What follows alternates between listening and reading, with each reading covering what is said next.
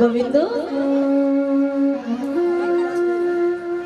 কি বললে তুমি? যেও না চলে গো প্রভু, যেও না ভুলে গো প্রভু এ দাসে তোমার। গোবিন্দ আমি তোমাকে আবারও বলছি গোবিন্দ, আমি তোমার ভুলবো না,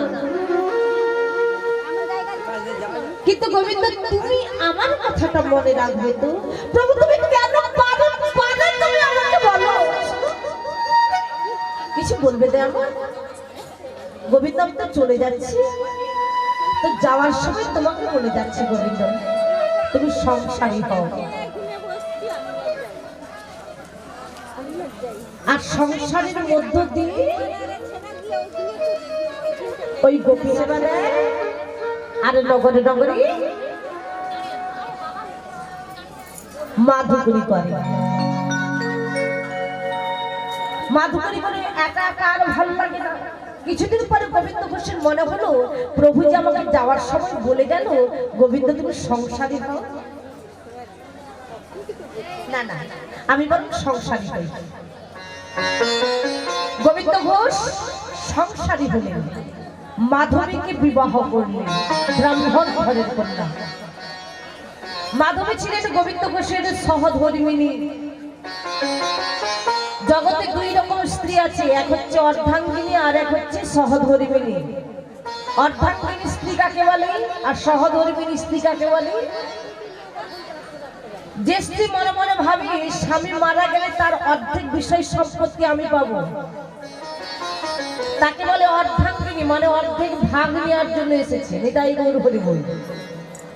আর সহধর্মিণী স্ত্রী কাকে বলে? যে স্ত্রী স্বামীকে ধর্মপথে সহযোগিতা করিয়ে দেয়, তাকে বলে সহধর্মিণী। এই সহধর্মিণী স্ত্রীকে ছিল, যেমন চণ্ডীদাসের সঙ্গে ছিল রামী, জয়দেবের সঙ্গে ছিল পদ্মাবতী, বিল্লমঙ্গলের সঙ্গে ছিল চিন্তামণি, এরা ছিল সহধর্মিণী স্ত্রী। চপল গোপালের সঙ্গে ছিল তার স্ত্রী নিস্তারিণী। হৃদয় গৌর হরি বল। তাই সংসারী বলে মাধবীকে বিবাহ করলেন। বিবাহ করার পরেও ভালো কাটছে, কিন্তু গোবিন্দ সবাইকে সব সুখ দেয়, কিন্তু কিছু কিছু জায়গা থেকে কিছু কিছু সুখ বঞ্চিত করে রেখে দেয়।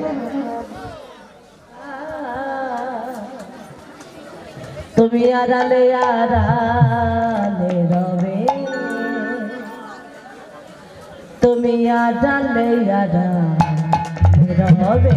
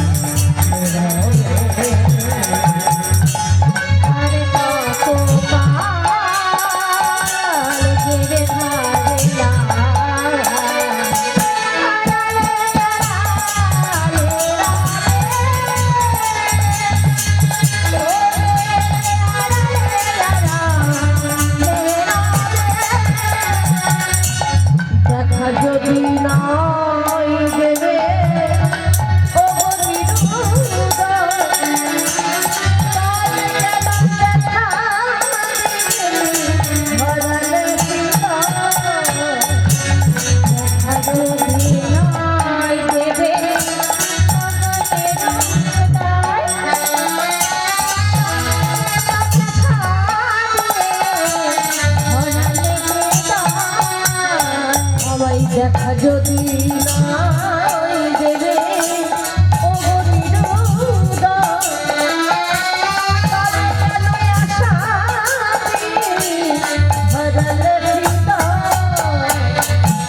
দেখা যদি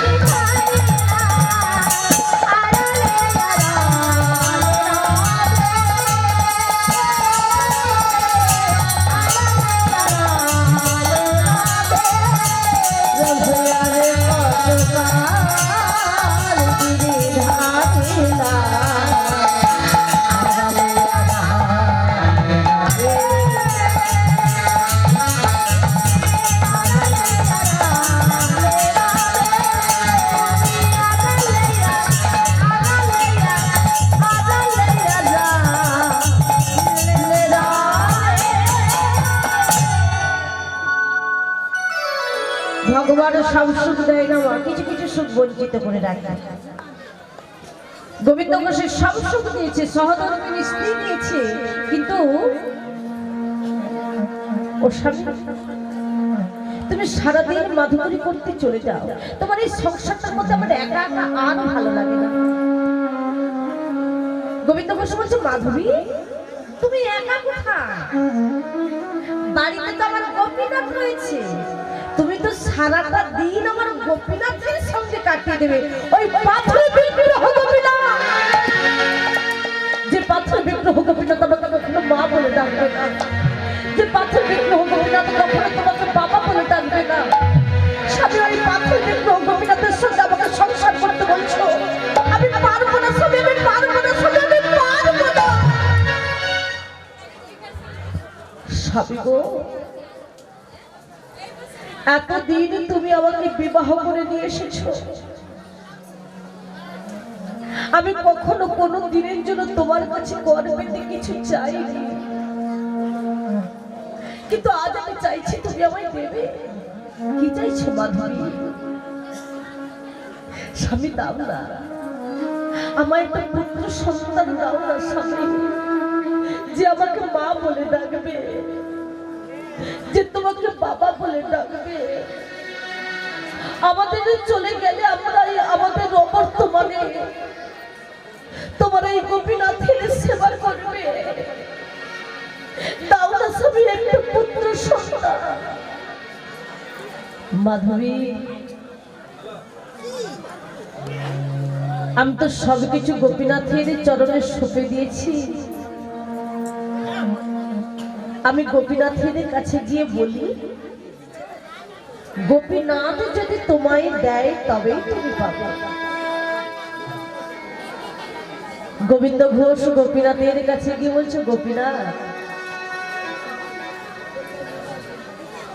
ও গোপীনাথ, মাধবী যে একটা পুত্র সন্তানে চাইছে গোপীনাথ,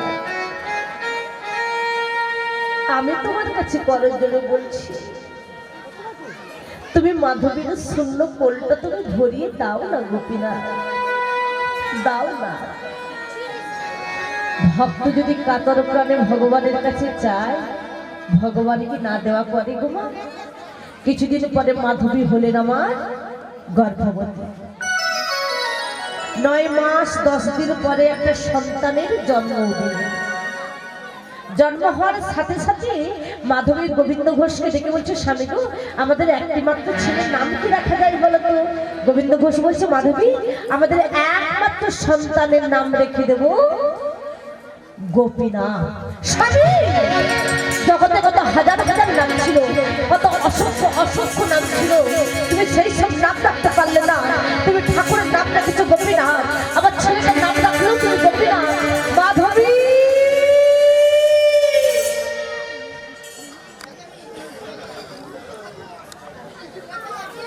এসেছি মরতে হবে, আমাদেরকে মরতে।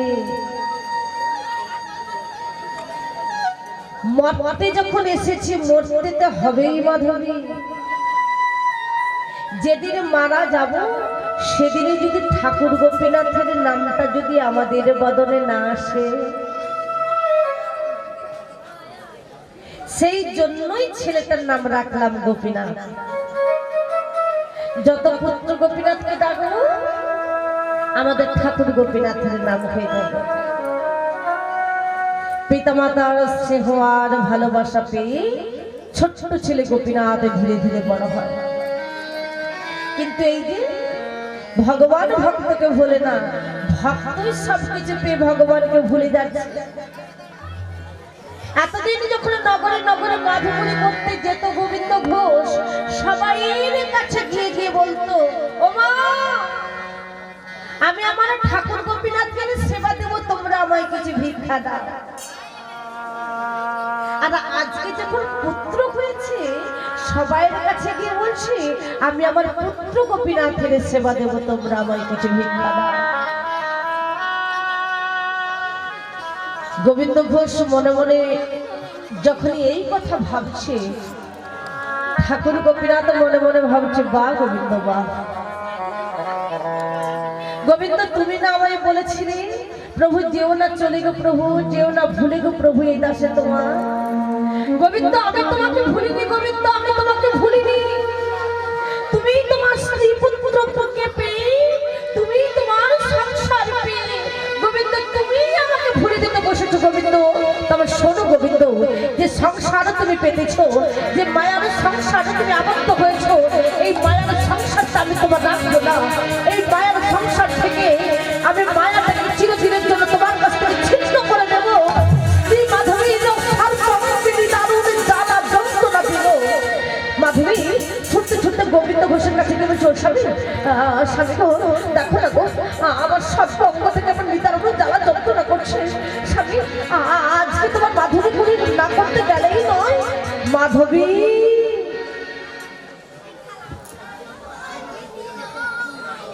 মাধবপুরী না করতে গেলে আমাদের পুত্র গোপীনাথের সেবা হবে কি করে? তুমি একটু অপেক্ষা করো, আমি ওই গ্রামের দিকে যাবো আর এক্ষুনি ফিরে আসবো।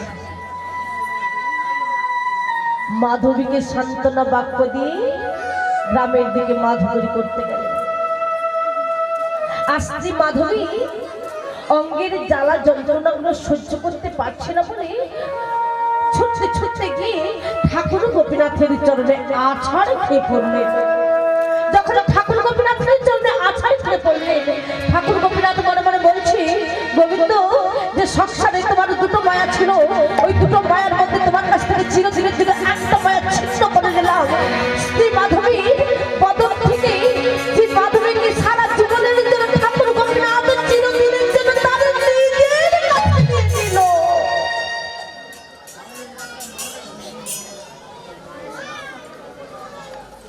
গোবিন্দ ঘোষ মাধবী করে বাড়িতে প্রবেশ করে ডাক দিচ্ছে, মাধবী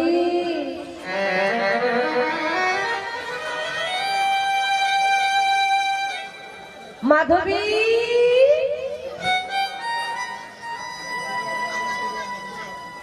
কোথায় গেলে মাধবী? গোপীনাথের জন্য ভোগ রান্না করবে না?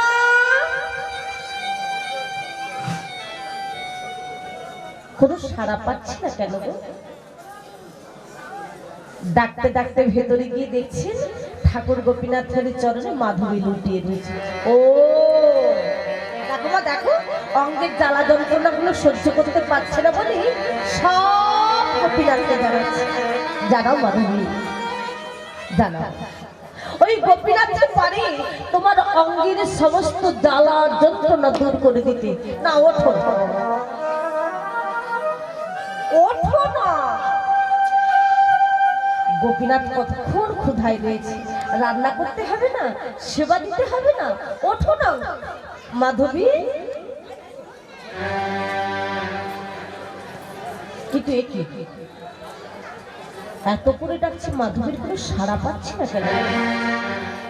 গোবিন্দ ঘোষ মাধবীর দেহটার মধ্যে নিজে হস্ত দিয়ে নাড়া দিচ্ছে। মাধবী মাধবী মাধবী মাধবী মাধবী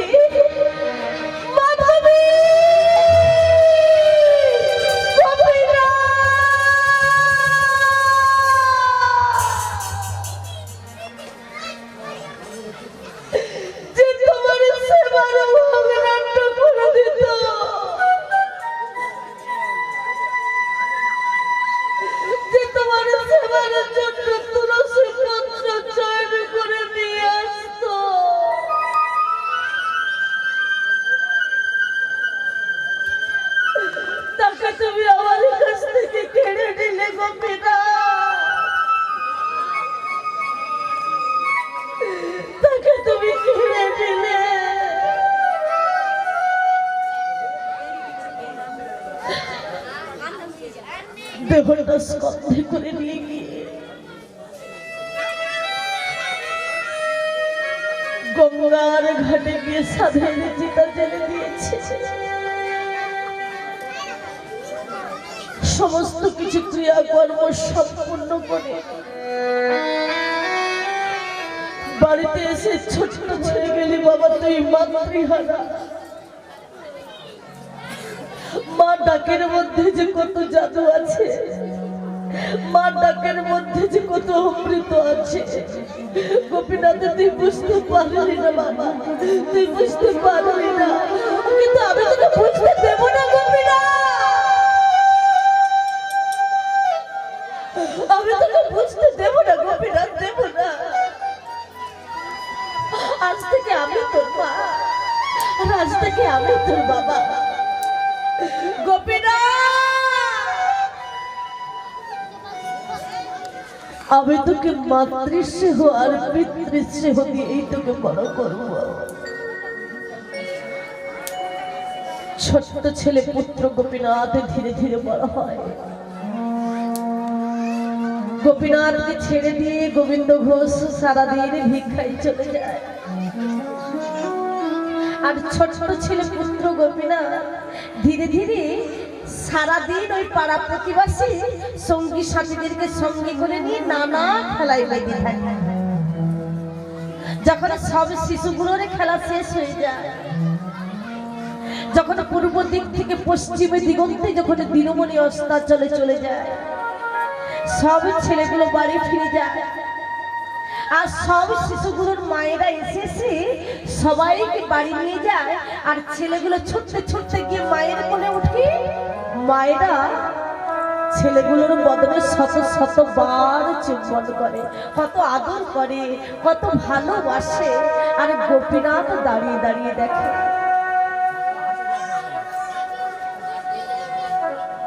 মনে মনে ভাবে, সবাইয়ের খেলা যখন শেষ হয়ে যায়, সবাইয়ের মায়েরা এসে সবাইকে বাড়ি নিয়ে যায়, কত আদর করে, কত ভালোবাসে। কিন্তু মা, সবাইয়ের মা আছে,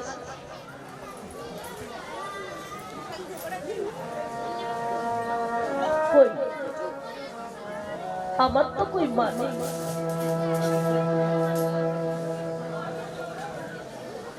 সবাই কেমন ছুটতে ছুটতে তাদের মায়ের কোলে গিয়ে ওঠে, আমায় আদর করে না। আজ আমি বাবাকে গিয়ে জিজ্ঞাসা করবো যে আমার মা কোথায়। ছেলেটা বাড়ি গিয়েছে। গোবিন্দ ঘোষ ভিক্ষা সেরে বাড়িতে প্রবেশ করে ডাক দিচ্ছে, গোপীনাথ, ও বাবা, কিছু বলবে গোপীনাথ? জানো বাবা, তুমি সারাদিন আমাকে ছেড়ে দিয়ে চলে যাও, আমি ওই সঙ্গীর সাথীদেরকে নিয়ে খেলা খেলি। যখন সবাইয়ের খেলাগুলো শেষ হয়ে যায়, তখন সবাইয়ের মায়েরা এসে সবাইকে বাড়ি নিয়ে যায়। সবাইয়ের মা আছে, আমার শুধু মা নেই। জানো বাবা, সবাইয়ের মা সব ছেলেগুলোকে কত আদর করে, কত ভালোবাসে। আমাকে কেউ অমন করে ভালোবাসে না। ও বাবা, বাবা তুমি তো আমার বাবা, বলো না বাবা, আমার মা কোথায়?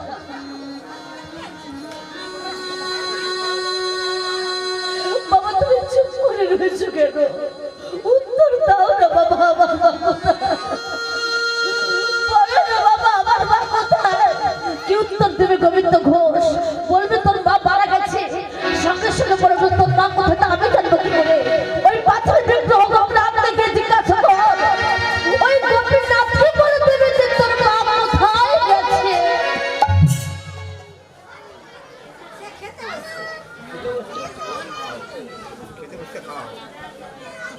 সেদিনের নিশিতা প্রভাত হয়ে গেল। পরের দিনে ছেলেটা আর খেলা খেলতে যায় না। বাবা চলে গিয়েছে ভিক্ষায়।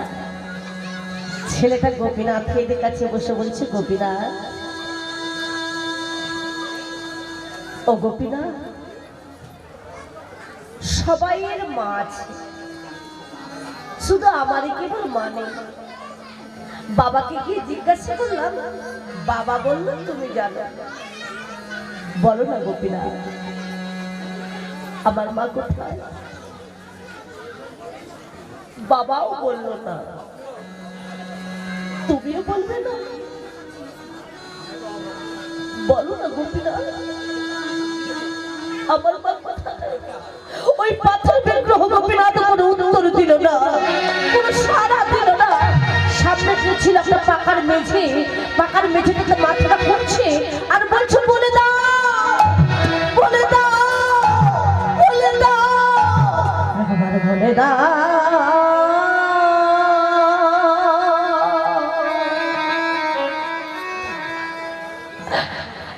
আমার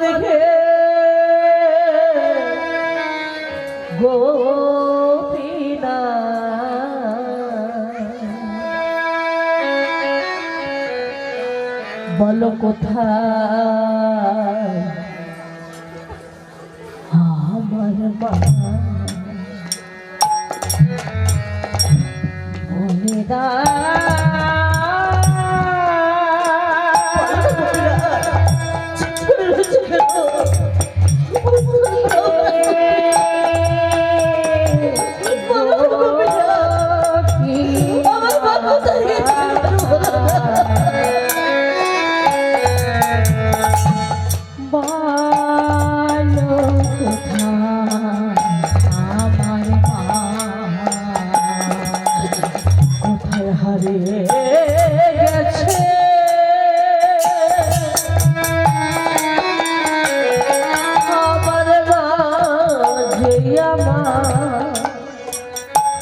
আমি খুঁজে পেলাম না, না, না,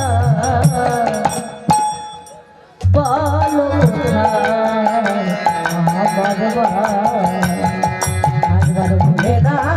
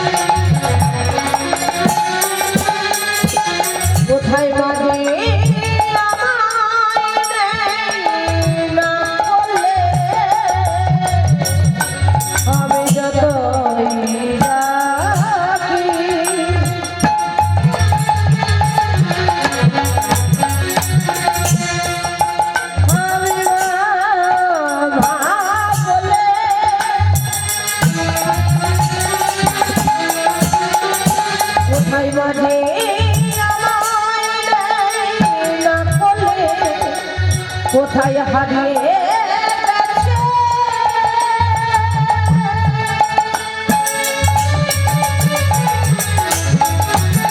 আমার মা, যে আমার কোথায় হারিয়ে গেছে।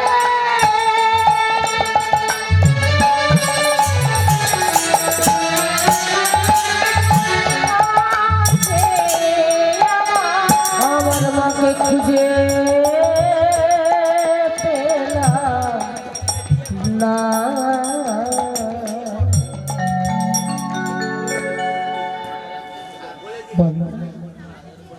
বলো কোথায় আমার মা?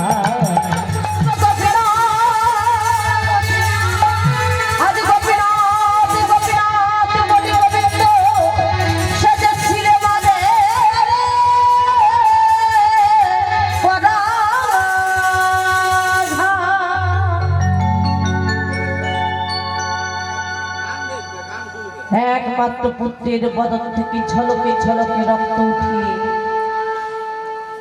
ঠাকুর গোপীনাথ সারা জীবনের জন্য নিজের কাছে নিয়ে নিল। গোবিন্দ ঘোষ বাড়িতে প্রবেশ করে ডাক দিচ্ছে, গোপীনাথ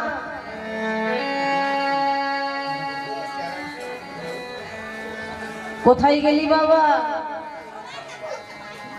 আর বাবা বেটা দুজনে মিলে রান্না করি গোপীনাথের ভোগ লাগিয়ে প্রসাদ পাবো। কি রে গোপীনাথ, কোথায় গেলি? সাড়া দিবি না? ও বুঝেছি মা, ওই যে গতকালকে মায়ের কথা জিজ্ঞাসা করেছিল না, বেশ করে তো বকে দিয়েছি, তাই ছেলের আমার রাগ হয়েছে, তাই এত করে ডাকছি, কোনো সাড়া পাচ্ছে না। বোকাছে বাবা, বকলে আমার করে কেউ রাগ করে? আয় বাবা, বাবা বেটা দুজনে মিলে সুন্দর করে রান্না করবো, কি তোমাকে সাড়া দেবে গো?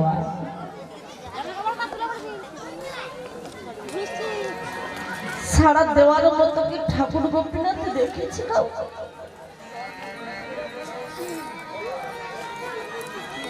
এত করে ছেলেটাকে ডাকছি, কোনো সাড়া পাচ্ছি না। ডাকতে ডাকতে বাড়ির ভেতরে গিয়ে দেখছি ওই ঠাকুর গোপীনাথের চরণে পুত্র গোপীনাথ পড়ে রয়েছে। ও দেখো মা, দেখো দেখো, ওই যে কালকে বলেছিলাম না যে তোর মা কোথায়, আমি জানবো কি করে? ঠাকুর গোপীনাথকে গিয়ে জিজ্ঞাসা কর। দেখো এখনো ছেলেটার জানানো শেষ হলো না। চল না বাবা, খুব ক্ষুধা লেগেছে, আর কেউ বাকি নেই, আমরাই বাকি আছি, আর কেউ বাকি নেই, আমরাই আছি। খুব ক্ষুধা লেগেছে, আর পাচ্ছি না। চল সুন্দর করে রান্না করি, তবু উঠবে না। গোপীনাথের দেহের মধ্যে নিজ হস্ত দিয়ে নাড়া দিচ্ছে। গোপীনাথ, এই গোপীনাথ, গোপীনাথ, গোপীনাথ, গোপীনাথ,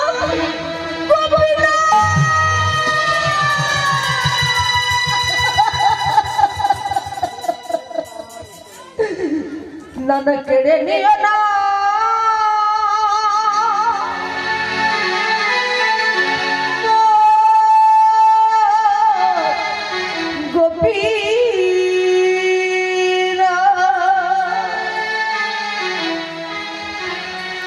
একবারে ফিরায়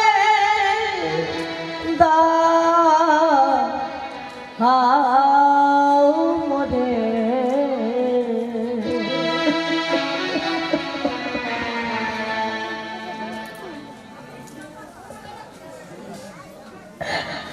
একবারে করুণা করো গোমরে, দয়া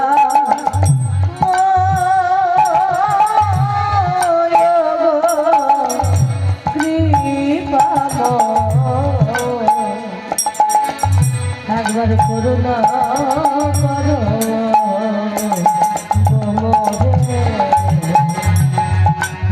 দয়া।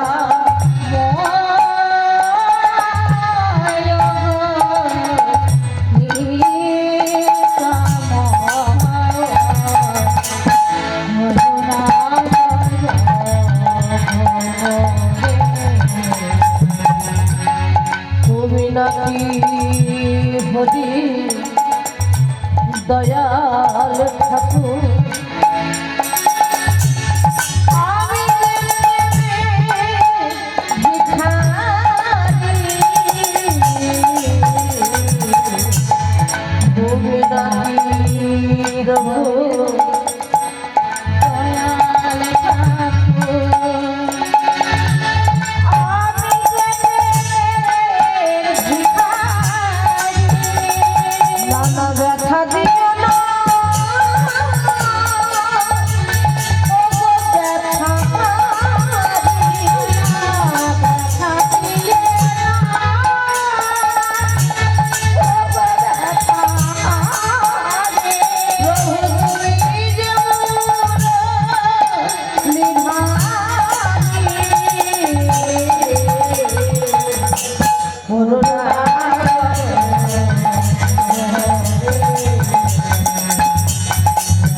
দয়া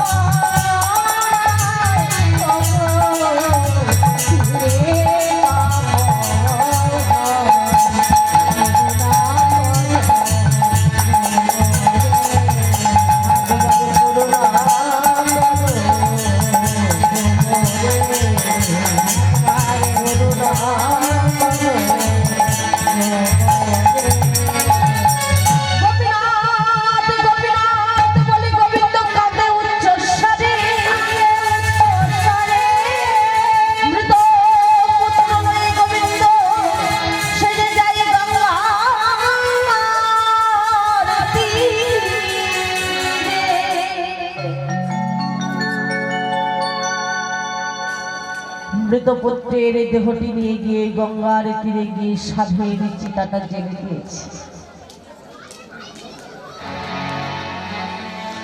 জেলে দিয়ে বলছে, হাই রে দুনিয়া, হাই রে জগৎ, পুত্র কই পিতার কাজ করবে, আজ আমি পিতা হয়ে আজকে পুত্রের কাজ করছি।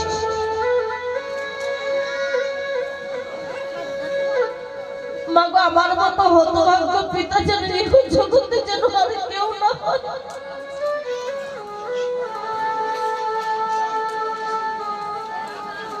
বাড়িতে এসে ঠাকুর গোপীনাথকে এসে বলছে, গোপীনাথ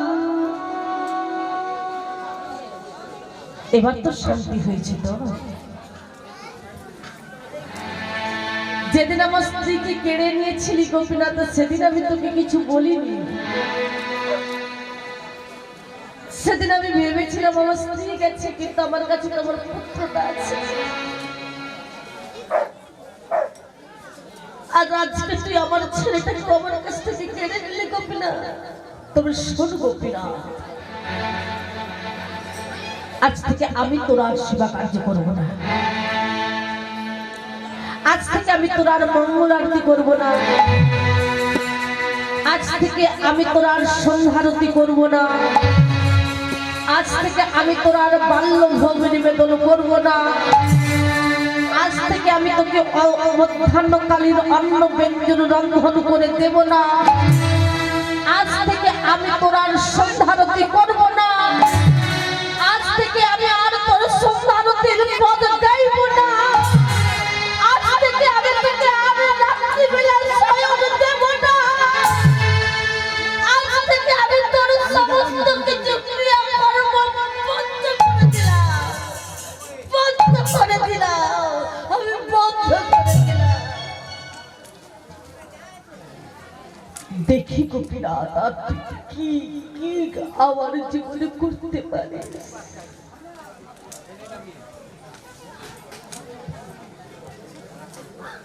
আর সেবা কার্য করে না।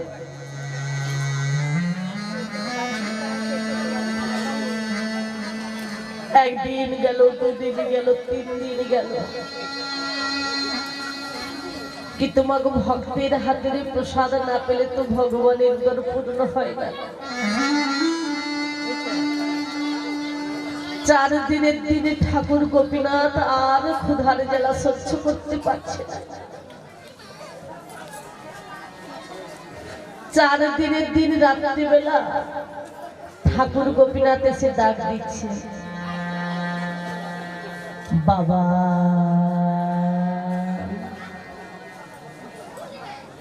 কে? আমি তোমার গোপীনাথ। ঠাকুর গোপীনাথ,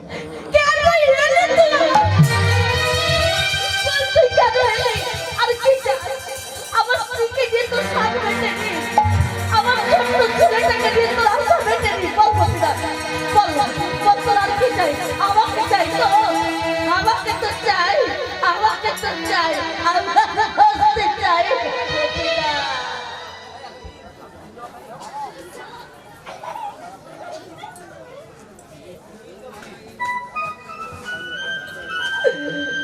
আমি আর বাঁচতে চাই না গোপীনাথ।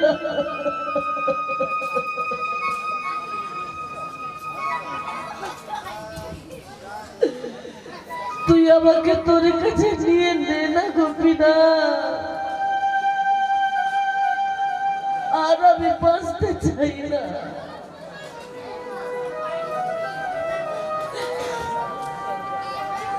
বাবা, একজন বাবার যদি 2 ছেলে থাকে,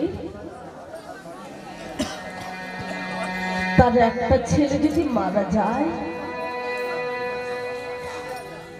আর একটা ছেলেকে কি বাবা না খাইয়ে রাখে? কি বলতে চাইছিস তুই? বাবা, আমিও তো তোমার ছেলে। বাবা, আমার ছেলে। পারবি? পারবি তুই আমার ছেলে হতে? হ্যাঁ পারবো। বল দেখি, আমার ওই ছেলেটা বেঁচে থাকলে আমার যেদিন এহলোক থেকে পরলোক গমন করার সময় আসতো, আমার ছেলেটা আমার কর্ণকুহরে কৃষ্ণ নাম শোনাতো। তুই পারবি? হ্যাঁ পারবো। আমার ওই ছেলেটা বেঁচে থাকলে আমি যেদিন এহলোক থেকে পারলোক গমন করতাম, আমার দেহটা স্কন্ধ করে নিয়ে গিয়ে শ্মশান ঘাটে গিয়ে সমাধিস্থ করতো। তুই পারবি? হ্যাঁ পারবো। আমার ওই ছেলেটা বেঁচে থাকলে আমার অসুস্থ পালন করতো। তুই পারবি? হ্যাঁ পারবো। আমার ওই ছেলেটা বেঁচে থাকলে আমার সাথে আমার নাম করে মৃত্যু দান করতো। তুই পারবি? হ্যাঁ পারবো।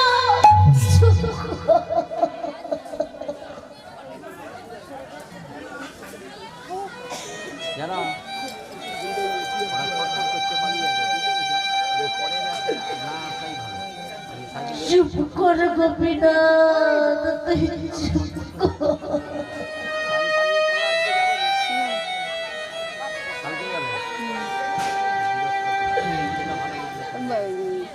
গোপীনাথ, আমি তোকে চিনতে পারিনি রে বাবা। বাবা 4 দিন কিছু খেতে দাওনি, বড় ক্ষুধা লেগেছে, খেতে না খেতে।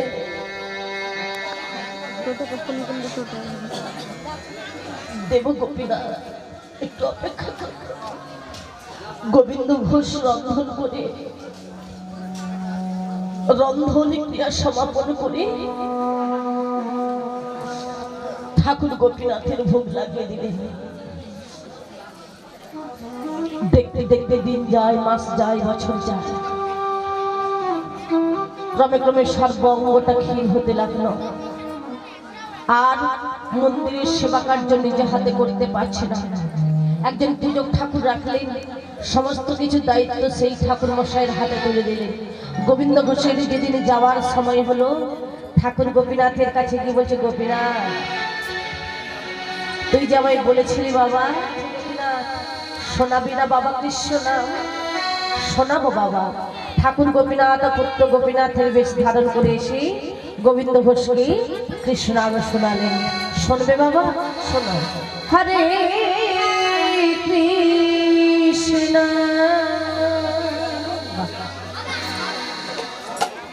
হরে কৃষ্ণ কৃষ্ণ কৃষ্ণ হরে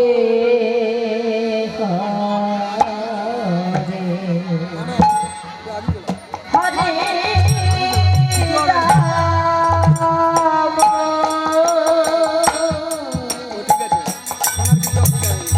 হরে রাম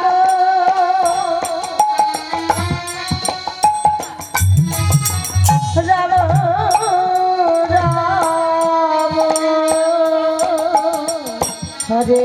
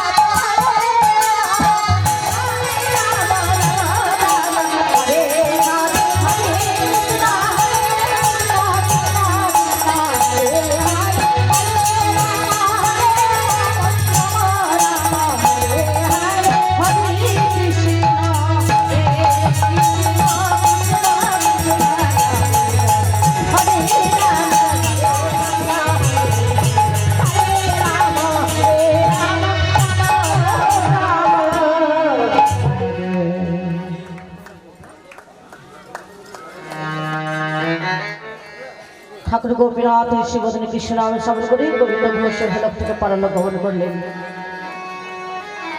ঠাকুর গোপীনাথ পুত্র গোপীনাথের বেশ ধারণ করি পিতার দেহ স্কন্ধে করে নিয়ে গিয়ে গঙ্গার তীরে সমাধিস্থ করেছেন। মন্দিরে এসে পূজারী ব্রাহ্মণকে আদেশ করছে, পূজারী আমার পিতৃবিয়োগ হইয়াছে, আমি আজ থেকে বাবার অসৌচ পালন করতে চাই, তুমি আমায় বাধা দিও না। আজ থেকে আমায় ভবিষ্যান্ন রন্ধন করে দিও, তাই সেবা করব। আমার পরনে যে পীতবসন কাছা রয়েছে, পীত ধরা রয়েছে, মাথায় মুকুট রয়েছে, হাতে মোহন মণ্ডলী রয়েছে, এইসব পরিয়ে দিয়ে এইসব পরিত্যাগ করি তুমি সাদা থান কাপড় আমায় পরিয়ে দিও। ঠাকুর গোপীনাথ অসৌচ পালন করে যেদিন পিতার শ্রাদ্ধাদি কর্ম, সেদিনে ঠাকুর গোপীনাথ নিজে পুত্র গোপীনাথের বেশ ধারণ করে দাঁড়াইল।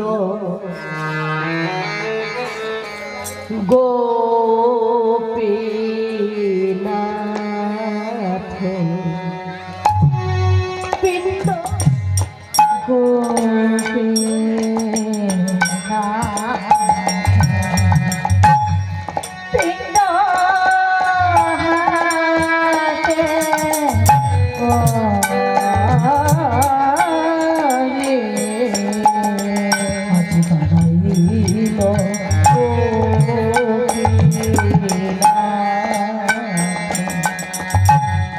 আজ পিতৃ সাধু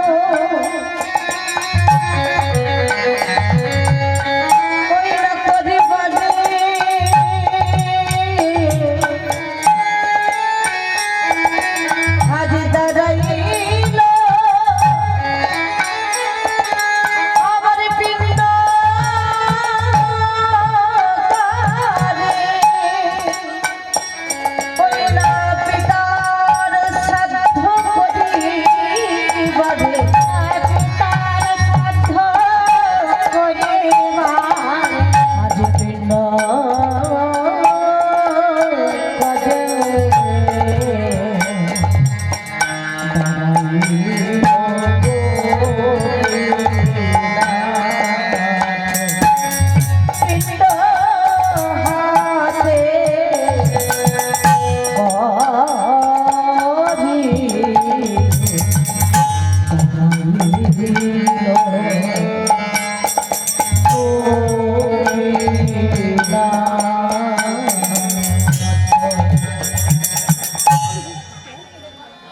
পিতার সাধ্যাদি কর্ম সমস্ত কিছু ক্রিয়াকর্ম সম্পূর্ণ করলেন। ভক্তবৃন্দের সামনে দাঁড়িয়ে বলছি, হে ভক্তবৃন্দ, আকাশে যতদিন চন্দ্র সূর্য উদিত থাকবে ততদিন আমি আমার পিতার নামে পিণ্ড দান করব। সেই তিথি এখনো লীলা এখন পর্যন্ত পালন হয় বাবা। চৈত্র মাসে মধু পূর্ণিমা তিথির দিন এখনো পর্যন্ত অগ্রদ্বীপের মাটিতে হাজার হাজার ভক্তমণ্ডলী সেখানে যায়, কিন্তু যাদের কৃপা হয়েছে, গোবিন্দ কৃপা হয়েছে, তারাই একমাত্র সেই লীলা রস আস্বাদন করতে পারে। এখনো পর্যন্ত অগ্রদ্বীপের মাটিতে পিণ্ডের পাত্র ভাসতে ভাসতে যায়, আর এখনো ঠাকুর গোপীনাথ পিণ্ডের পাত্রটা নিয়ে দাঁড়িয়ে আছেন। যদি এখনো অগ্রদ্বীপে যান বাবা দেখতে পাবেন। তো সেখানেই হয়েছিল ভক্ত আর ভগবানের মিলন। বলে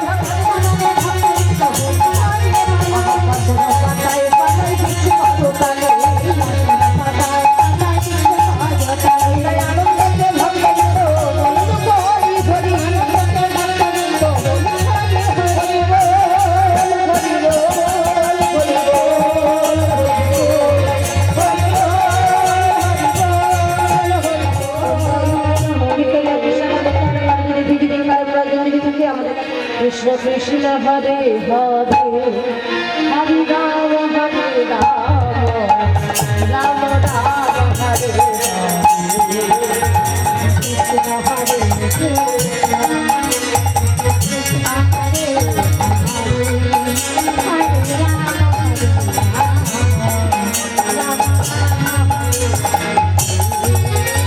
কৃষ্ণ হরে কৃষ্ণ হরে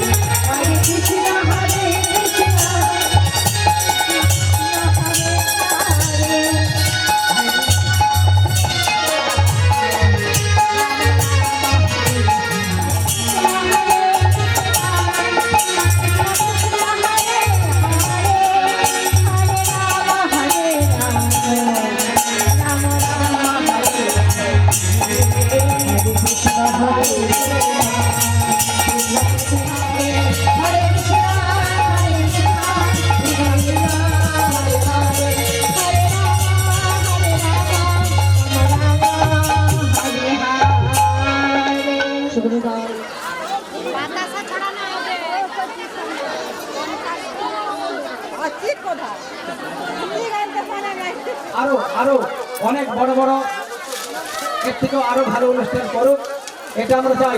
সবাই মিলে একবার বলুন নিতাই গৌর প্রেমানন্দে হরি বল হরি বল। সুধীরচন্দ্র দাস মহাশয়ের পুত্র গুরুপদ দাস এবং তার দুই পুত্র দেবাশিস এবং আশিস, তাদের ব্যবস্থাপনায় আজকের এই সুন্দর মহতী অনুষ্ঠান। এই মহতী অনুষ্ঠানে যারা সামিল হয়েছেন তাদেরকে আমরা আমাদের গ্রামবাসীর তরফ থেকে হয়তো ধন্যবাদ জানাচ্ছি এবং নমস্কার জানাচ্ছি। বাতাসাগুলো মাইকের দিকে নয়, একটু বাইরের দিকে চলুন, বাইরের দিকে চলুন।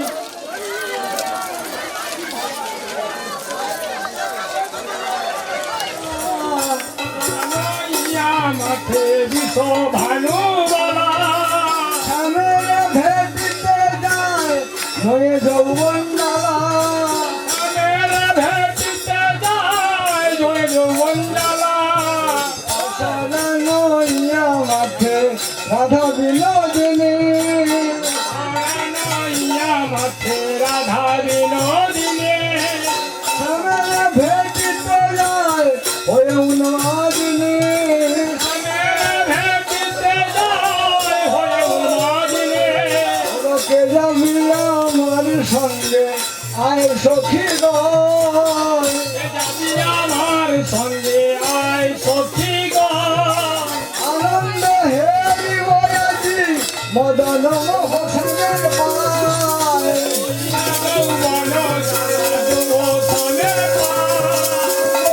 ভালো সে উপায়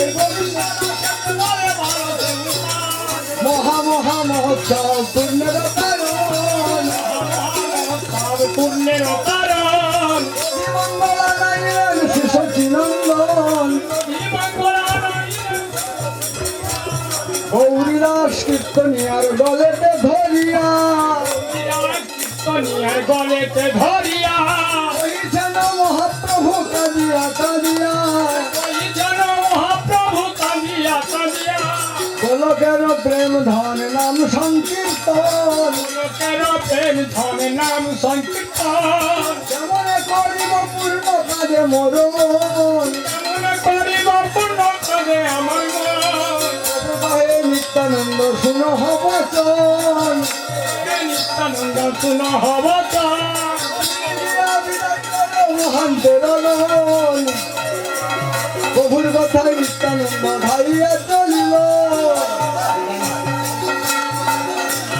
সংকীর্তন মাঝে আছি করি নিবেদন তিনবার ঘুমে রাখি করি নিবেদন ভূমে রাখি করি নিবেদন অবশেষে প্রসাদন নিল ভক্তদল ভূমিতে ফেলিল ভাঙ্গয়া ছাড়িয়া ভূমিতে ফেলিল মহামহোৎসব ফুলের গান মহামহোৎসব ফুলের দাদা সঙ্গে পালো গেল আপন ভবনে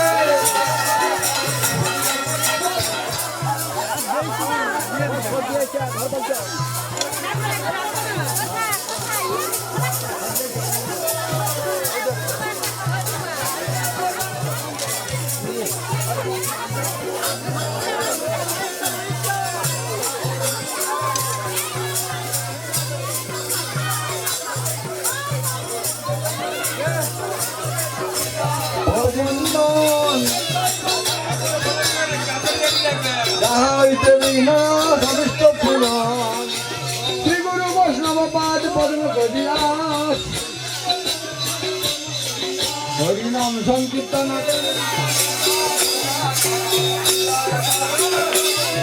আরে এই ধুলা মাখিলে হবে গোলকে বসতি এই ধুলা মাখিলে হবে গোলকে বসতি এই ধুলা মাখিলে হবে গোলকে ধুলা মাখরে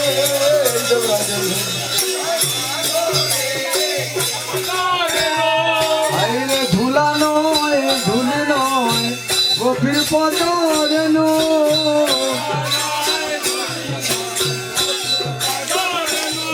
আর শ্রী রাধা গোবিন্দের পদ পদ্ম স্মরণ করে শ্রী শ্রী গুরুদেবের মহাপ্রভু কি নিত্যানন্দ প্রভু কি অদ্বৈত প্রভু কি গদাধর পণ্ডিত কি শিবাস পণ্ডিত কি সাই চক্রবর্তী কি অষ্টকবিরাজ কি দ্বাদশ গোপাল কি ৬৪ মাহান্ত কি আপন আপন গুরু গোসাই কি সমবেত গৌর ভক্তবৃন্দ কি আজকের সমস্ত পরিষদ গণ উপোৎসব সমস্ত আজকের গৌরাঙ্গের ভক্তবৃন্দ কি আজকের মহামহোৎসব কি মহাপ্রসাদ কি মহাপ্রসাদ কি মহাপ্রসাদ কি শ্রীমতী রাধারানী কি রাধারানী কি অষ্টপ্রহর ব্যাপী হরিনাম সংকীর্তন কি অষ্টপ্রহর ব্যাপী হরিনাম সংকীর্তন কি সংকীর্তনকারী ভক্তবৃন্দ কি দেশবাসী কি জ্ঞাতিবর্গ কি হরিনাম সম্প্রদায় কি ঢোল ঘোড়তাল কি নাম সংকীর্তন কি মহা হরিনাম যজ্ঞ কি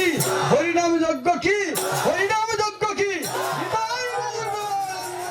নিতাই এনেছে হরিনাম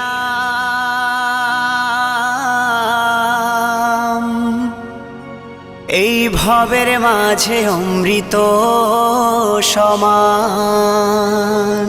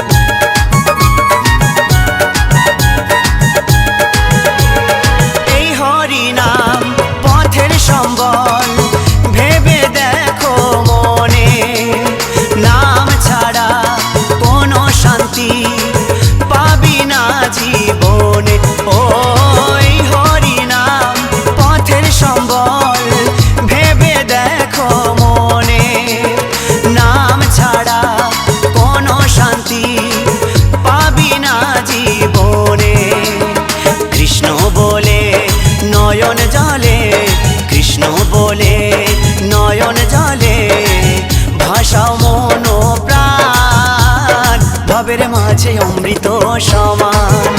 আমার নিতাই এনেছে হরিনাম, ভবের মাঝে অমৃত সমান।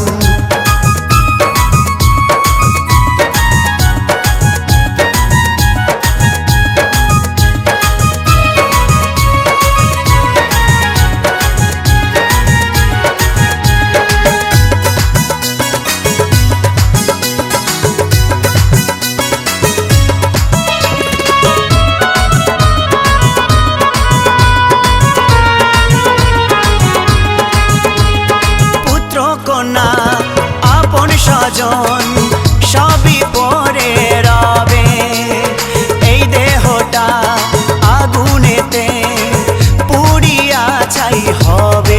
ও পুত্র কন্যা আপন স্বজন সবই পরে রবে, এই দেহটা আগুনেতে পুড়িয়া ছাই হবে।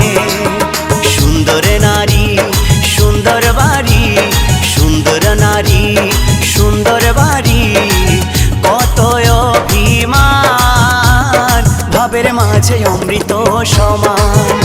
আমার নিতাই এনেছে হরিনাম, ভবের মাঝে অমৃত সমান।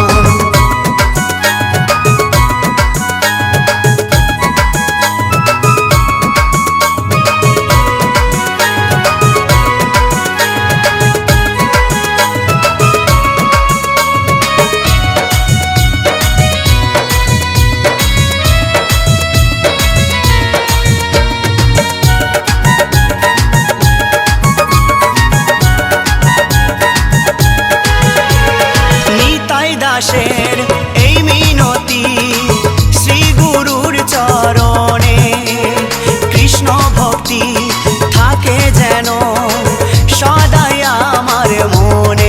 ও নিতাই দাসের এই মিনতি শ্রী গুরুর চরণে, কৃষ্ণ ভক্তি থাকে যেন সদাই আমার মনে। নামের তরি বৈঠা ধরি, নামের তরির বৈঠা ধরি, দিও একটু টান, ভবের মাঝে অমৃত সমান। আমার নিতাই এনেছে হরিনাম, ভবের মাঝে অমৃত সমান। আমার গৌর বিলাইল মধুর নাম, নদে বাঁশি জুড়ায় মন প্রাণ। লক্ষ লক্ষ পাপি তাপি, লক্ষ লক্ষ পাপি তাপি, হরি নামে পেল পরিত্রাণ, হরি নামে পেল পরিত্রাণ। আমার নিতাই এনেছে হরিনাম, ভবের মাঝে অমৃত সমান। আমার গৌর বিলাইল মধুর নাম, নদে বাঁশি জুড়ায় মন প্রাণ। আমার নিতাই এনেছে হরিনাম, ভবের মাঝে অমৃত সমান। আমার গৌর বিলাইল মধুর নাম, নদে বাঁশি জুড়ায় মন প্রাণ, এই নদে বাঁশি